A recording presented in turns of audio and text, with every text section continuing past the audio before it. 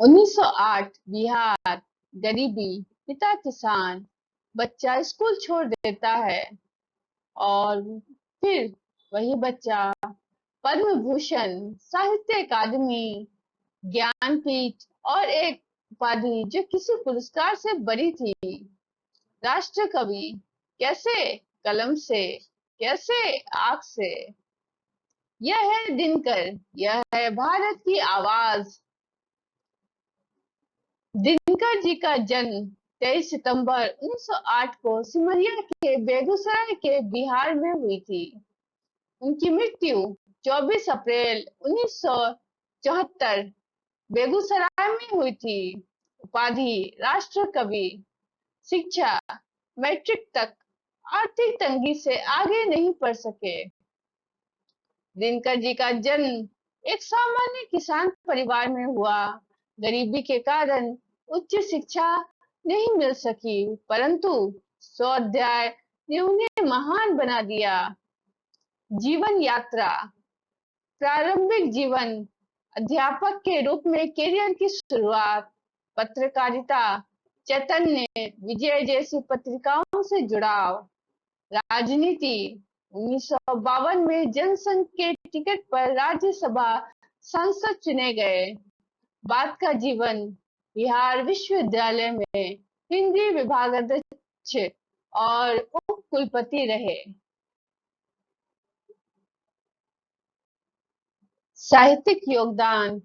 प्रमुख रचनाएं: महाकाव्य, खंड काव्य, हुंकार 1938, रूपवाहिनी, द्वंद्व गीत, पर्वत प्रवेश, रश्मिरथी 1952, कुरुक्षेत्र 1946, उर्वशी 1961, परशुराम की प्रतीक्षा। निबंध, अन्य, संस्कृति के 4 अध्याय, द्वंद्व गीत, पर्वत प्रवेश, चित्र भारती। विशेषताएं: वीर रस। दिनकर जी को वीर रस के सम्राट कहा जाता है। उनकी कविताओं में ओज, आक्रोश और राष्ट्रीय चेतना का अद्भुत संगम है।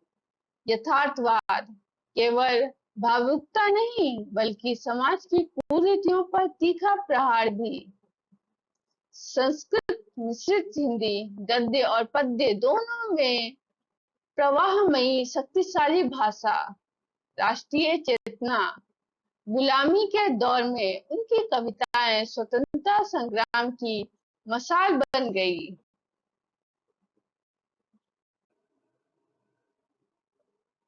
सम्मान और पुरस्कार।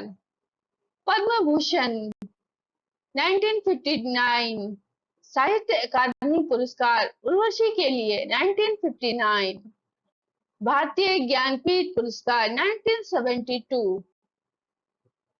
राष्ट्र कवि की उपाधि। दिनकर जी को राष्ट्र कवि, नेशनल पोएट की उपाधि इसलिए मिली क्योंकि उनकी कविताओं ने गुलाम भारत में राष्ट्रीय भावना को जगाया। कर्ण, परशुराम, द्रोणाचार्य जैसे पात्रों के माध्यम से वंचित वर्ग की पीड़ा को आवाज दी।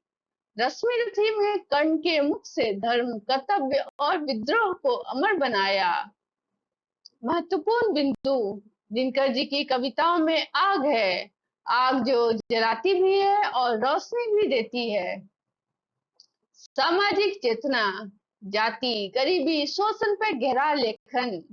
दार्शनिक गहराई, परशुराम की प्रतीक्षा में जन्मांतर कर्म का विश्लेषण। प्रेरणा स्रोत, आज भी छात्रों, सामाजिक कार्यकर्ताओं और कवियों की प्रेरणा। प्रसिद्ध पंक्तियां। मानव जब जोर लगाता है, पत्थर पानी बन जाता है। सिर्फ मुट्ठी भर आसमान, मगर पूरा आसमान हमारा। रामधारी सिंह दिनकर केवल एक कवि नहीं बल्कि एक युग के प्रवक्ता थे। उन्होंने हिंदी कविता को केवल भावुकता से निकालकर शक्ति और संघर्ष की भाषा दी। आज भी जब रश्मिरथी या परशुराम की प्रतीक्षा पढ़ी जाती है तो लगता है कि दिनकर आज भी हमारे बीच हैं। हमें प्रश्न करने और संघर्ष करने के लिए प्रेरित कर रहे हैं। अगर मेरी वीडियो पसंद आई तो लाइक कीजिए, चैनल को सब्सक्राइब कीजिए और दोस्तों के साथ शेयर करना मत भूलिए। धन्यवाद।